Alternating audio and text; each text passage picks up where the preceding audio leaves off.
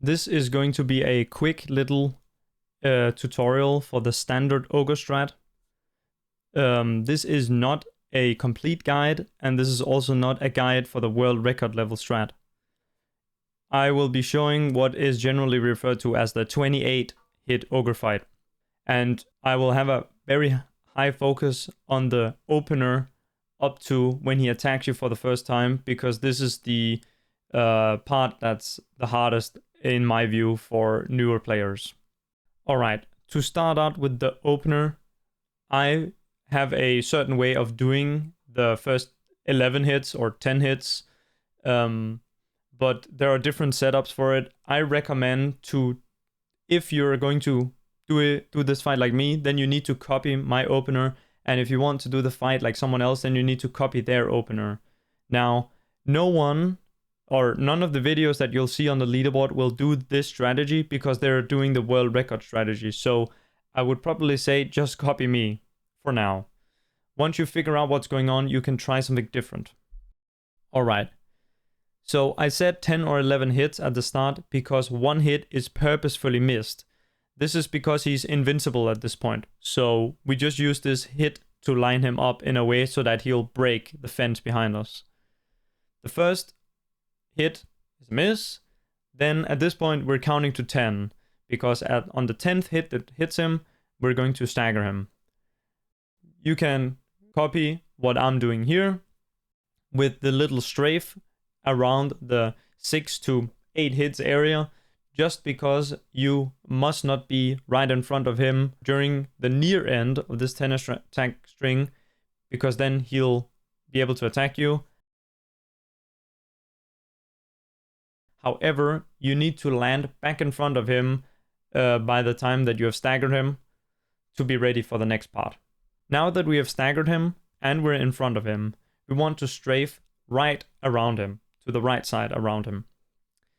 We do not want to infinitely just keep going. We want to attack until we're at a certain part of our attack animation chain.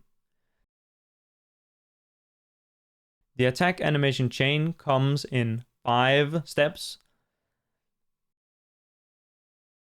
The steps 2 and 3 have a certain movement capability that 1, 4, and 5 do not have, that lets you sidestep the instant grab if he does it while you're on the second or third. This means that we want to line up when we are on either our second or third attack with when he's going to attack us at first. And also during these 2 attacks, we need to face away from him so that we're actually moving away. These attacks will still hit him, do not worry. He will not always do the instant grab, but doing it this way works for every RNG he can do. However, after you have done these attacks, you need to start reacting to what he does. However, the great thing is that only the attack that we're preventing, so the instant grab, is unreactable. All the other ones give you a moment to think before you either deflect, keep attacking, or dodge. This part you need to practice, or really this whole starting part you need to practice up until you need to react to the first attack. After that, it's more so just hitting him and then reacting to his attack, because constantly strafing throughout the entire fight is very difficult, but this opening sequence only has that one challenging part of trying to line up the second or third attack with when he's going to attack you.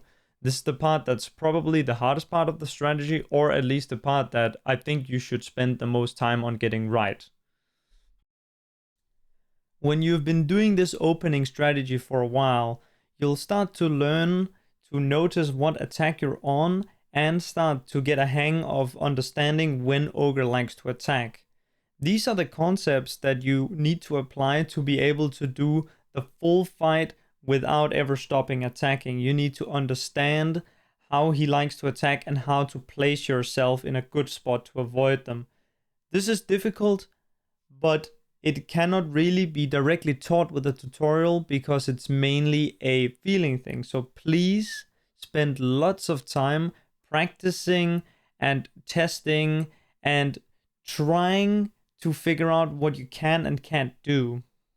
However, also, when you're doing runs, please just do the opener and then after that, just dodge.